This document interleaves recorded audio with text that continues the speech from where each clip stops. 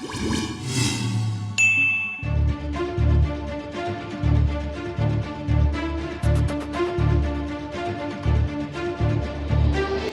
भी जिसको ज़रूरत पड़े, वो दिन हो रात हो, ये कुछ हो ना हो, इन पर्सन लेके उसके साथ रहें।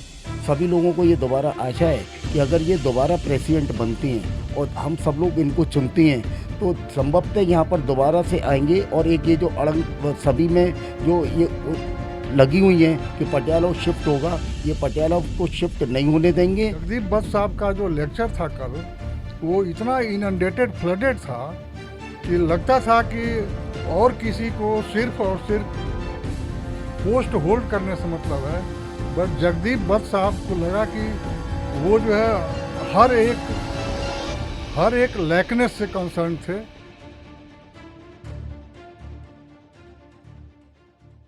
नमस्कार, आप देख रहे हैं क्विक न्यूज और मैं हूं आपके साथ डिंपल भारद्वाज। इस वक्त हम पटियाला हाउस कोर्ट में मौजूद है। डिस्ट्रिक्ट कोर्ट है ये, और इसको किसी पहचान की ज़रूरत नहीं है। आपने बहुत बार नाम भी सुना होगा, बड़े बड़े केसेस में इसका नाम आता है, क्योंकि राष्ट्रीय स्तर के जितने भी केस होते हैं उसका निपटारा ज़्यादातर जो होता है और सीबीआई से जुड़े जो मामले होते हैं वही निपटाए जाते हैं। हमारे साथ इस वक्त जगदीप वत्सी मौजूद हैं, जो कि इस वक्त प्रेसिडेंट चुनाव के लिए, जो कि न्यू दिल्ली बार एसोसिएशन का चुनाव है, उसमें प्रेसिडेंट पद के लिए वो चुनाव लड़ रहे हैं। हम आपको इनके बारे में थोड़ा सा ब्रीफ कर देते हैं कि ये पहले भी चुनाव लड़ चुके हैं, लेकिन पहले जब इन्होंने चुनाव लड़ा था 2 बार जीते भी, सेक्रेटरी पद पर जीते हैं। पहले ये जीते थे उस समय पर जब द्वारका कोर्ट और साकेत कोर्ट और पटियाला हाउस एक हुआ करते थे, उस वक्त ये जीते थे। और उसके बाद 9 साल के बाद एक बार फिर इन्होंने चुनाव लड़ा, तब भी सेक्रेटरी बने, और आज एक बार फिर जो गैप है वो 9 साल के बाद का है, लेकिन पद प्रेसिडेंट का है। तो जगदीप जी हमारे साथ हैं, उनसे हम सवाल करते हैं और जानते हैं कि ऐसी कौन सी उपलब्धियां उन्होंने पीछे सेक्रेटरी पद पर रहते हुए की थी, जो कि आज लोग उन पर विश्वास करेंगे और उनको जिताने में उनकी सहायता करने वाले हैं या उन पर पूरा विश्वास जताने वाले हैं। जगदीप जी, पहले तो हम आपसे ये जानना चाहते हैं, आपने 2 बार पहले भी चुनाव लड़ा है, चाहे वो सेक्रेटरी पद के लिए चुना हो, दोनों बार आपको जीत मिली है। ऐसे कौन से काम थे जो लोग आपको पसंद कर रहे थे? लेकिन एक सवाल ये भी इसी के साथ है कि 9 साल का गैप आप बीच में दे रहे हो, क्या इसके पीछे कोई लकी चार्म है या फिर ये लोगों का प्यार है, या इसके पीछे क्या कारण है? देखिए, ये जो हमारी न्यू दिल्ली बार एसोसिएशन है, ये पार्लियामेंट स्ट्रीट से पटियाला हाउस में शिफ्ट होके आई, और इसमें हमारे सीनियर लॉयर्स श्री ठाकुर ओंकार सिंह जी, श्री मोतीलाल जैन जी, श्री के सरीन जी, पदम सिंह शर्मा जी, BS मेहता जी, RN मित्र और मिस्टर सांगी जी और शंभुनाथ जी, ये आज हमारे बीच में नहीं हैं, लेकिन इन्होंने इस बार के लिए बहुत कुछ किया और इस बार की लिगेसी को एशिया की बेस्ट बार इन्होंने बनाया है। इसकी लिगेसी को इतना मेंटेन किया और इसके लिए अपना खून पसीना बहाया, और उसके बाद उसी लिगेसी को श्री आपके SC चावला जी, हमारे पुरी जी, हमारे नाहर जी, हमारे गुजराल जी, MP सिंह जी, हमारे महेंद्र सैनी जी, और हमारे एक्स बार काउंसिल के चेयरमैन श्री रमेश गुप्ता जी, वो तो खैर लेजेंड हैं, और श्री के मनन साहब, वो भी एक्स चेयरमैन बार काउंसिल रहे हैं यहाँ से, वो भी लेजेंड हैं जी, और RK वधवा जी ने और राजीव जय जी ने इसको, उस लिगेसी को आगे बढ़ाया। इसमें मैं माफ़ी चाहता हूँ, हमारे एक सीनियर मेंबर OP फैजी जी, बार काउंसिल के मेंबर भी रहे हैं कई बार, वो भी हमारी बार की शान है, उन्होंने भी इस लेगेसी को आगे एज़ यूजुअल बढ़ाया, और उन्हीं के रास्ते पे आगे चलने के लिए, इसी लेगेसी को आगे बढ़ाने के लिए मैंने भी 2 बार, मुझे बार ने सेक्रेटरी बनाया, बार के मेंबर्स ने मुझे चांस दिया, मैंने भी बहुत सी कोशिश की, लेकिन आज हम देखते हैं कि हमारी बार में कहीं ना हमारा जो एटमॉस्फेयर है वो थोड़ा सा कोर्डियल नहीं है। उसके लिए एक तो बहुत हमें मेहनत करने की ज़रूरत है, क्योंकि ये हमारी फैमिली है। एडवोकेट्स की ना तो कोई कास्ट होती है, ना कोई रिलीजन होता है। हमारा ब्लैक कोट, हमारा बैंड, ये हमारी कास्ट है, ये हमारा रिलीजन है, और हमें सबसे पहले, हम हर एडवोकेट का फ़र्ज़ बनता है कि हम अपनी कम्युनिटी, अपना रिलीजन, अपना रीज़न, ब्लैक कोट और ये बैंड समझे कि यही हमारा सब कुछ है। इस लीगेसी को आगे बढ़ाने के लिए जो आज मैं देख रहा हूँ, हमारी बार में पीछे 3-4 साल काफ़ी डिफरेंसेस रहे, उसमें मैं किसी के ऊपर कटाक्ष नहीं करना चाहूँगा, वो सभी बार के मेंबर्स को पता है। एक तो वो हमारा जो कॉर्डियल एटमॉस्फेयर थोड़ा सा डिस्टर्ब हुआ है, उसको हम मेंटेन करेंगे, उसको बढ़ाएंगे, अपनी यूनिटी को और बढ़ाएंगे, जो कि बहुत ज़रूरी है। क्योंकि बार एसोसिएशन का मतलब ही ये है कि हमारे जो मेंबर्स एनरोल्ड हैं वो हमारा एक परिवार है, उसकी यूनिटी को हमें बढ़ाना है। और ये काम हमारी एग्जीक्यूटिव का सबसे प्राइम मोटिव है कि उस यूनिटी को बढ़ाएं, उस लेगेसी को आगे लेके जाएं। उसके अलावा जैसे भी आपने मेरे से पूछा कि भी लास्ट टाइम मैं 2 बार रहा तो मैंने क्या क्या किया। देखिए, सेकंड टाइम जो मैं सेक्रेटरी जब बना तो हमारी ये बार जो थी, इसके लिए सबसे बड़ी दिक्कत ये थी कि हमारे यहाँ पे पहले तीनों डिस्ट्रिक्ट इकट्ठे थे। द्वारका, साकेत, ये दोनों डिस्ट्रिक्ट पहले पटियाला हाउस में ही थे। यहाँ से द्वारका शिफ्ट हुआ, यहाँ से साकेत शिफ्ट हुआ। साकेत में एक डिस्ट्रिक्ट शिफ्ट होना चाहिए था, साउथ डिस्ट्रिक्ट, लेकिन साउथ ईस्ट डिस्ट्रिक्ट भी वहाँ शिफ्ट हो गया, जिससे कि ये डिस्ट्रिक्ट हमारा बहुत छोटा रह गया। आज भी अगर कंपेयर आप करते हैं तो पटियाला हाउस में जो काम है बहुत कम है, क्योंकि मैक्सिमम काम द्वारका में और साउथ में शिफ्ट हो गया। तो लास्ट टाइम जब मैं सेक्रेटरी बना तो क्या हुआ, मैंने जब देखा कि ये डिस्ट्रिक्ट ही इनकम्प्लीट है, तो मैंने उसके लिए मैंने और मेरी एग्जीक्यूटिव ने, श्री राजीव जय जी ने, तरुण राणा जी ने, विमल वर्मा जी ने, जो मेरे साथ वाइस प्रेसिडेंट थे, और मेरी पूरी एग्जीक्यूटिव में, उनका सबका नाम नहीं लेना चाहूँगा, आप सब जानते हैं और सारे मेरे भाई हैं। तो हमने मिल के 11 के 11 आदमियों ने एक साथ मेहनत की और हमारे एफर्ट से हमने हाई कोर्ट को कन्विंस किया कि ये डिस्ट्रिक्ट कंप्लीट नहीं है और इसको कंप्लीट कराया जाए, जिसमें कि हाई कोर्ट ने भी हमारे पॉइंट को समझा। क्योंकि एक डिस्ट्रिक्ट कंप्लीट होने के लिए मिनिमम 10 लाख की पॉपुलेशन मैंडेटरी रिक्वायरमेंट है, और उसके लिए 10 किलोमीटर का रेडियस ये मैंडेटरी रिक्वायरमेंट है, जो हमने कोर्ट को कन्विंस किया। मैंने, राजीव जय जी ने, विमल वर्मा जी ने, तरुण राणा जी ने, हमने सब ने जाके उनको कन्विंस किया। तो तब उन्होंने 14 पुलिस स्टेशन, 4 सेशन कोर्ट और 4 CBI कोर्ट हमारे यहाँ पटियाला हाउस भेजे, जो कि टोटली हमारी एग्जीक्यूटिव के एफर्ट से यहाँ पे आया था, जिससे कि हमारे लॉयर भाइयों ने जो हम पे विश्वास जता के हमें एग्जीक्यूटिव को चूज़ किया था, हमने ये भाइयों के लिए बहुत बड़ी अचीवमेंट हासिल की थी। तो दूसरा, मेरे टेन्योर में यहाँ पे ATM, और एक हमारा बहुत बड़ी चीज़ थी कि 2 करोड़ की जो सिविल जुरिस्डिक्शन जो नीचे आई थी, तो हमारे टाइम में justice D Murugesan, chief justice Delhi high court थे, उनसे मैंने, राजीव जय जी ने, हमने जाके एफर्ट्स किए और उनसे हमने वो पास कराया था। तो इसमें उसके अलावा भी हमने बहुत अचीवमेंट्स की, जैसे कोर्ट फीस एनहांस कर दी थी, उसको हमने कम कराया। उसके अलावा यहाँ पे ATM कराया, और बहुत से काम थे। और सबसे बड़ी चीज़ ये है कि मैं और मेरी एग्जीक्यूटिव 24/7 लॉयर्स के वेलफेयर में अवेलेबल थे, और आज भी अवेलेबल हैं, और हम सिर्फ एक कॉल की दूरी पे मेंबर से थे। इसके अलावा हमने जूनियर लॉयर्स के लिए बहुत वेलफेयर किया, हमने इसके अलावा लेडीज़ लॉयर्स के लिए वेलफेयर के लिए बहुत कुछ किया। आज जो पटियाला हाउस की सबसे बेसिक रिक्वायरमेंट है, इवन इन्होंने अभी 138 की हमारी 5 कोर्ट भी हाई कोर्ट ने राउज वेन्यू यहाँ से शिफ्ट करा दी, जबकि उनको पता था कि पहले ही यहाँ काम कम है, तो उनको कम से कम वो 138 की कोर्ट तो यहाँ से नहीं भिजवानी चाहिए थी।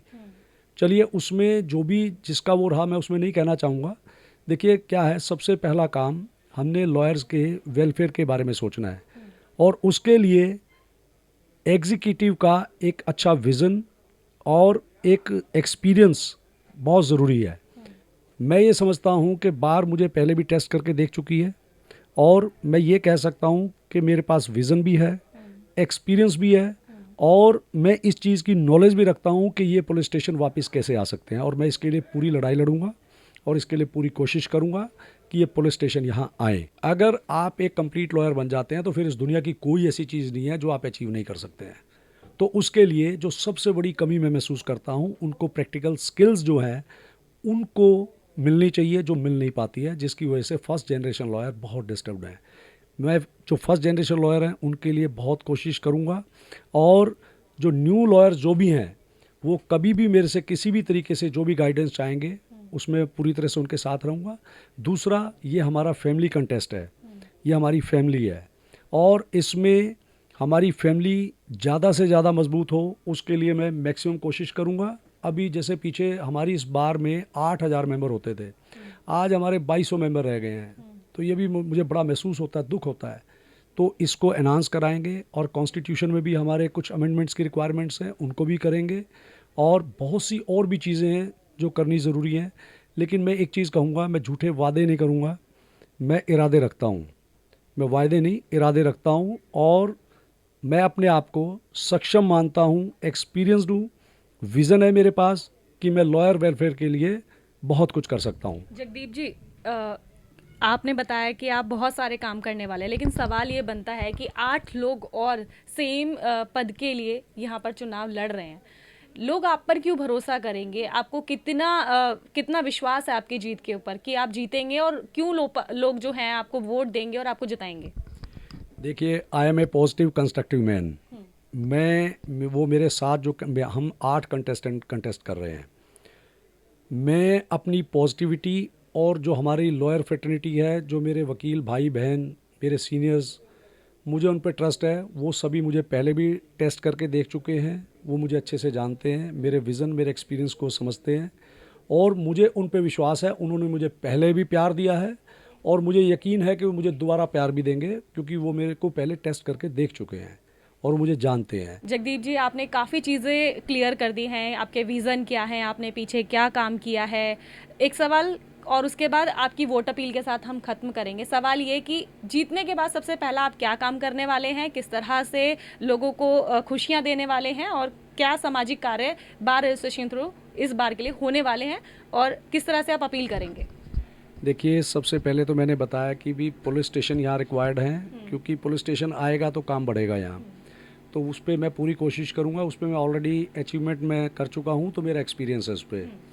उसके अलावा मैं अभी कैंपेन के दौरान न्यू चैम्बर कॉम्प्लेक्स है हमारा यहाँ, वो ground floor, first floor, second floor है। तो उस पर फर्स्ट और सेकंड फ्लोर पे टॉयलेट का प्रोविज़न नहीं है और उसमें लिफ्ट भी नहीं है। तो वहाँ हमारे बहुत से सीनियर लॉयर हैं, वो बड़े परेशान हैं उस चीज़ की वजह से। तो मैं एक तो मेरी फ़र्स्ट प्रायोरिटी वहाँ पे लिफ्ट और दूसरा वहाँ पे टॉयलेट कराने की रहेगी, जो मैं उसके लिए पूरी ताकत लगाऊंगा, उसको कराऊंगा। उसके अलावा एक और चीज़ है, मैं जब फर्स्ट टाइम सेक्रेटरी बना था तो मैंने एक वाईफाई साइबर लाइब्रेरी यहाँ पे कराई थी बार में। उसमें मैंने 10 कंप्यूटर स्पॉन्सर करवाए थे, डोनेट करवाए थे बार को। तो उसमें भी मैं वो फिर, हालांकि वो अब आज नहीं है लाइब्रेरी, वो क्यों नहीं है मैं नहीं उसको कुछ कह पाता। लेकिन आज जैसे कोविड के बाद हम देख रहे हैं कि वर्चुअल और हाइब्रिड कोर्ट्स हो गई हैं, तो उसके लिए साइबर लाइब्रेरी की बेसिक रिक्वायरमेंट है आज के दिन। तो वो एक तो साइबर लाइब्रेरी दोबारा यहाँ पे बनाई जाएगी। इसके अलावा आजकल पार्किंग की बड़ी समस्या हो रही है, उसको भी अपडेट कराया जाएगा। उसके अलावा सेंट्रल हॉल के बाहर भी अभी उसको कवर करा के वहाँ के लॉयर्स को भी प्रॉपर वहाँ पे अरेंजमेंट कराए जाएँ, क्योंकि वहाँ साथ में टॉयलेट भी है और काफ़ी दिखते हैं लॉयर्स को, थोड़ा लॉयर्स की प्राइवेसी भी रहनी चाहिए। और एक ऊपर हमारे ना बार ऑफिस में कुछ कॉन्फ्रेंस रूम बने हैं, लेकिन उसके वो चार्जेस ले रहे हैं, उसको भी ख़त्म किया जाएगा। हाँ, क्योंकि हमारे लॉयर्स से जो हमारे यहाँ के मेंबर हैं उनसे कोई पैसा नहीं लिया जाएगा, आते ही ख़त्म कर दिया जाएगा। और मैं ये विश्वास दिलाता हूँ, मैं और मेरी एग्जीक्यूटिव जो भी इलेक्ट होके आएगी, अगर मुझे चांस मिलता है, मुझे मेंबर अगर चांस देते हैं, मुझे इलेक्ट करते हैं, तो मैं उनको ये विश्वास दिलाता हूँ कि मैं 24/7 उनके लिए अवेलेबल रहूँगा। और सिर्फ मेरे और मेंबर्स के बीच में एक कॉल की दूरी रहेगी, एक फ़ोन की दूरी रहेगी, और मैं उनके लिए तन मन धन से उनके साथ रहूँगा। और बार की लेगेसी, बार की डिग्निटी को मेंटेन करेंगे और बार के मेंबर्स की रिस्पेक्ट को मेंटेन करेंगे, और उनके लिए तन मन धन से जो भी मैंने बातें कही हैं उनको पूरा कराएंगे। इसी के साथ मैंने लास्ट टाइम जब मैं सेक्रेटरी था तो मैंने 30 ईयर्स से अबाव के लॉयर्स जो थे उनको मैंने फेलिसिटेट किया था, मैंने और मेरी एग्जीक्यूटिव ने फेलिसिटेट किया था। और इस बार भी हम उन्हीं को, जो 30 ईयर्स से ऊपर की प्रैक्टिस के जो लॉयर्स हैं, उनको हम दोबारा फेलिसिटेट करेंगे। और इसके अलावा हमारे यहाँ पे एक रेलवे रिजर्वेशन काउंटर के लिए हम जब लास्ट टाइम में हमारी एग्जीक्यूटिव थी तो हम उसमें मैक्सिमम काम कर चुके थे, लेकिन किन्हीं कारणों से वो आगे हो नहीं पाया और वो आज तक आया नहीं है। तो उस पर भी हम कोशिश करेंगे और रेलवे काउंटर को भी यहाँ लेके आएंगे, और एक एटीएम काउंटर की भी और यहाँ पे रिक्वायरमेंट है, उसको भी पूरा कराएंगे। और एक बीसीडी का भी काउंटर पटियाला हाउस में कराया जाएगा, ताकि बीसीडी से डायरेक्ट अगर हमारा लॉयर भाई कोई भी किसी तरह से कुछ कोऑर्डिनेट करना चाहता है तो डायरेक्ट कर सके। और इसके अलावा बहुत सी चीज़ें हैं जो समय समय पर अगर जो भी बार के मेंबर्स हमें बताएंगे तो उसको हम पूरा करेंगे। तो ये थे हमारे साथ जगदीप वत्सी, जिन्होंने अपने पीछे के सभी कार्यों को भी आपके सामने रखा है और आगे जो वो करने वाले हैं बार एसोसिएशन के थ्रू वो भी आपके सामने क्लियर कर दिया है। अब आप इनको जिताना चाहते हैं या इनको क्या तोहफा देना चाहते हैं, ये आपके ऊपर है। जगदीप वत्स को तो मैंने कल ही जो स्पीच में सुना था बस केवल, लेकिन उनके स्पीच एक juniors friendly, seniors friendly and इस एनडीबीए का जो पहले स्टेटस था ब्यूटीफुलनेस के मामले में, चाहे नॉलेज के मामले में, इस सब में जो है जगदीप वत्स साहब का जो लेक्चर था कल, वो इतना इनंडेटेड फ्लडेड था कि लगता था कि और किसी को सिर्फ और सिर्फ पोस्ट होल्ड करने से मतलब है। बट जगदीप वत्स साहब को लगा कि वो जो है हर एक लैकनेस से कंसर्न थे, चाहे वो जूनियर्स के वो साइबर लाइब्रेरी बनानी हो या चैम्बर्स के लिए बात हो, इस सब में जो है उनका इतना पॉजिटिव एटीट्यूड दिखा लेक्चर में कि लगता है कि जगदीप वत्स साहब holds first position for getting success. देखिए, मैं पिछले 88 से बार से जुड़ी हुई हूँ और जगदीप वत्सी का जो व्यवहार है एज एन एडवोकेट नहीं, एज ए पर्सन भी ये बहुत अच्छे, उसके लिए वकील भी इसी वजह से बहुत अच्छे हैं। एक सबसे बड़ी खूबी ये है कि ये जब भी जिसको ज़रूरत पड़ी, वो दिन हो रात हो, ये कुछ हो ना हो, इन पर्सन लेके उसके साथ रहे हैं, नंबर 1। नंबर 2, सबसे बड़ी बात है ये नहीं कि मैं पोस्ट पर हूँ तो इसका काम करूँगा या पोस्ट पे नहीं हूँ तो इसका काम नहीं करूँगा, ऐसा इनके साथ इन्होंने कभी नहीं रखा।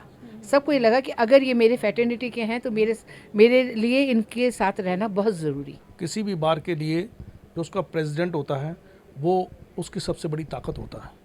जगदीप वत्स में बेस्ट लीडरशिप क्वालिटी है, ऑनेस्ट आदमी है, डिसीजन मेकिंग है और सबको साथ लेकर काम करने की क्षमता है।